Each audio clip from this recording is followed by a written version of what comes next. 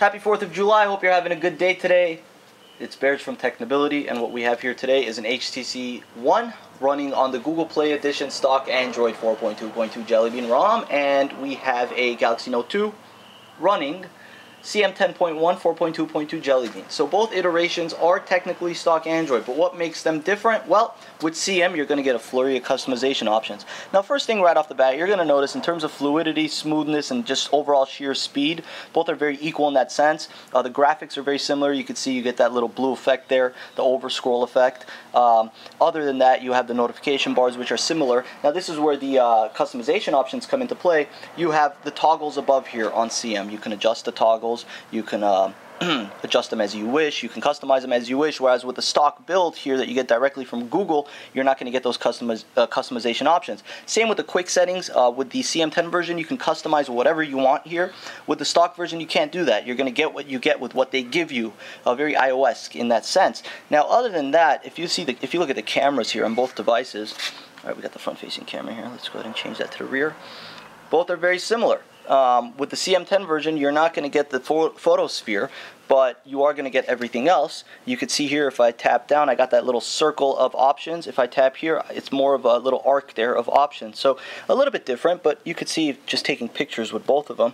All right, so let's go ahead and take a picture of the, okay. So there's the, nope. All right, there's the one. And then in order to see these pictures, you just swipe over, and there's both of the pictures.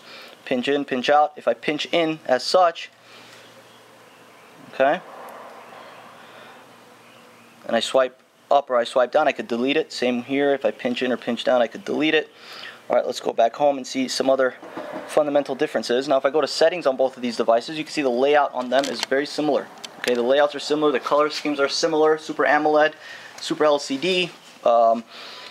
The options are different though. Okay, what you're not going to get on the stock build are these interface options that you get with CM: launcher, lock screen, themes, and system. And of course, you're going to get developer options on both of them, but you're not going to get performance on the stock build as well. And what performance does on CM10 is it allows you to change the processing speed, the CPU governor, and clock speed of your processor. That gives you memory management optimizations and other various optimizations. So you're not going to get that with the stock version that comes on your phone, but you are going to get that with CM10. In terms of stability, both are super stable, obviously. CM10 uses such, I mean, I don't know what they've done. Their developers are just really good, but they've made stock Android experience just a really pleasurable experience. They've taken away all the bloat. They've taken away all the extra stuff that just shouldn't be there. And what they've done is they've presented an experience that, in my opinion, supersedes any other Android experience. But again, that's just my humble opinion. A lot of people are going to wonder, do you get S Pen features? No, you don't. With Paranoid Android, though, you do. But with CM10, you're not going to get S Pen features. And a lot of people purchase the Note specifically for the S Pen feature, so that might be a deal breaker for a lot of you guys. But if you're looking for just sheer speed, something that's not going to lag, something that's not going to give you issues in terms of its stability and overall just good feel and a very day-to-day use, a very great, in my opinion, I mean just good, great ROM, go with CM10. Paranoid Android is also a really good ROM. In my opinion, it's not as stable, but you are going to get S Pen options. Now, stock Android, obviously, you're going to get over-the-air updates directly from Google, right? So if you go here to the settings, about phone system update, and you can get updates. Not necessarily with this ROM, but just in general. Now, with CM10, you can update right here. If you go to About Phone, go to CyanogenMod updates, and all the nightlies and all the builds are going to be right there for you if you want to update them, okay? So both similar in that respect. Obviously, one is going to give you a custom ROM, the other is going to give you the stock build that Google is going to send out to you. So the gallery is similar, the messaging apps are similar, the cameras are similar, everything else is similar. I'm not going to do a quadrant score because I'll tell you guys the scores right now. This is going to get about a 5,300, this is going to get about a 12,500, and that's only because this is a Snapdragon 600 and this is an Exynos. So this is just more optimized in terms of being a little bit more of a newer processor, but both are really, really fast. I mean, I'll tell you this, I've had CM10 on this phone.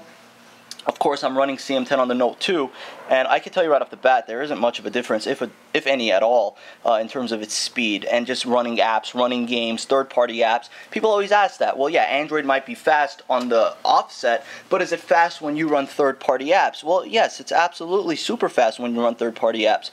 You can see just running Netflix right there on CM10. It opened and I closed it. There's no lag. There's no waiting around. There's no, this quote-unquote Android lag misconception, which I have a video of. of. You guys could check that out on my channel. It doesn't exist, and no, it doesn't exist with third-party apps either. I mean, come on, you're talking about a quad-core processor. Whether or not Android needs a quad-core processor to run as smooth as it does is debatable. I've had dual-core phones that run super fast. But just in general, it's just super fast. You can see both are super fast. The lock screens, let's go ahead and look at both lock screens. Okay, now here's a little cool thing with CM. Again, all about the customizations. If I hold down this menu button, it turns on the flashlight. Okay, you can see right up there, you got the flashlight. If I hold it down, it turns off the flashlight. And another thing, obviously, with CM10 is you're going to get the battery percentage right there.